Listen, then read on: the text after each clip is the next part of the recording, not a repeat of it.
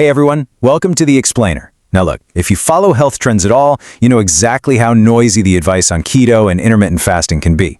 It's overwhelming. So today, we're diving into source material that completely cuts through all that noise. We're stripping away the confusion to look at the fascinating biology of how our bodies actually work. We're going right back to the basics to give you a really simple, structured, and highly effective starting point drawn straight from the research. Here's our roadmap for today. We're going to identify the hidden weight loss villain, explore a completely new health paradigm, and unpack the ketosis fuel switch. Then, we'll dive into the power of fasting and wrap up by building the simple keto plate. Let's get right into it.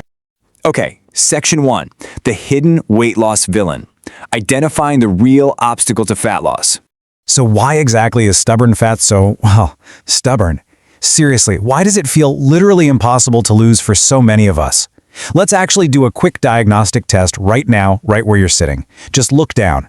If you see a stubborn layer of belly fat there, your body is actually waving a massive biological red flag at you. Now, we usually tend to treat these everyday issues as totally separate problems, right? You might just think, oh, my memory's just bad today, or I'm just naturally grumpy in the mornings, or man, I desperately need a nap after lunch. But here's the crazy part. All of these, the fatigue, the brain fog, the mood swings, and those intense carb cravings, they're actually all symptoms of a single central villain lurking inside your body. And that villain? Excess insulin. Okay, so what is it? Well, insulin is just a hormone that gets triggered every single time we eat. But the absolutely critical takeaway from the source material is how this mechanism actually works. Excess insulin physically traps your existing fat. And worse, it acts like a biological hoarder, taking refined carbohydrates, the pasta, the cereal, the fruit juice, and converting them straight into trapped body fat. So get this, a lot of the fat on our bodies doesn't actually come from eating fat. No, it comes from insulin doing its job of hoarding away the sugars and refined carbs we're eating. Moving on to Section 2, a new health paradigm, flipping the script on weight loss. All right, this quote right here, it totally changes everything. You don't lose weight and get healthy, you have to get healthy first to then lose weight. Think about that. It completely flips conventional dieting right on its head. We literally cannot starve a sick body into health.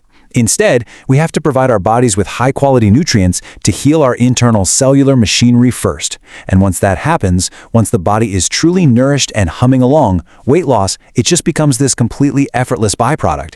Which brings us to Section 3, the ketosis fuel switch, upgrading your cellular machinery. The contrast between these two fuel sources is absolutely fascinating. See, running on dietary sugar is kind of like being trapped on a roller coaster of intense cravings and constant hunger, which inevitably ends in that terrible mid-afternoon crash. But by lowering our carbohydrates, we actually force the body to build brand new cellular machinery that runs on fat, breaking it down into what are called ketones. Ketones are a vastly cleaner, much more efficient fuel. And the best-kept secret? Because you're burning your own stored fat between meals, your hunger practically vanishes. That right there is the biological upgrade that lets you actually stick to a plan without feeling like you're starving. Next up, Section 4, the power of fasting. Eating less frequently, not just less food. Now, fasting doesn't mean starving yourself. It's really just a gentle, step-by-step evolution. Since eating triggers insulin, the whole goal here is simply fewer triggers. So you start smoothly with just 3 meals a day and absolutely 0 snacks. Once you're adapted to that, you gently drop down to 2 meals. Some people eventually opt for just 1, but hey, that's completely optional. The focus isn't on rigidly slashing calories, it's about reducing how often you eat so your insulin levels can finally drop and stay low. I know what you're probably thinking. Wait, won't skipping meals totally destroy my metabolism and eat my muscle? It's definitely the biggest fear people have. But the source material reveals this absolutely brilliant biological adaptation.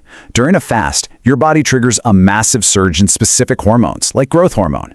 Your system becomes super conservative, actively protecting muscle mass and conserving protein.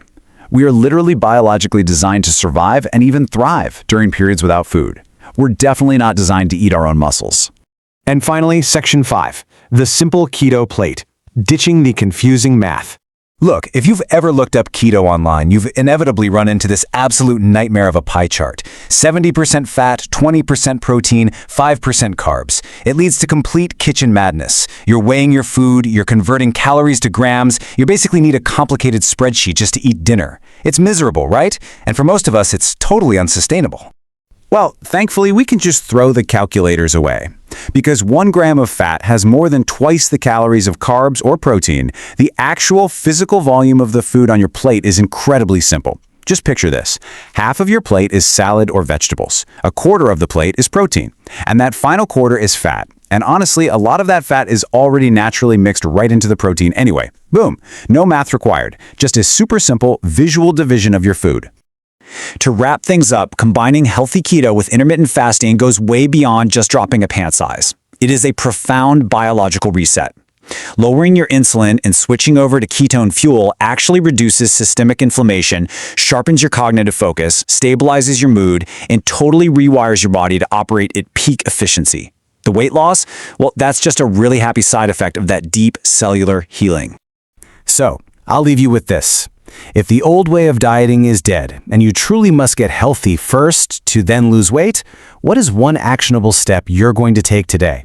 Are you going to drop the mid-afternoon snacks, or maybe swap out a carb-heavy dinner for that simple half-veggie plate?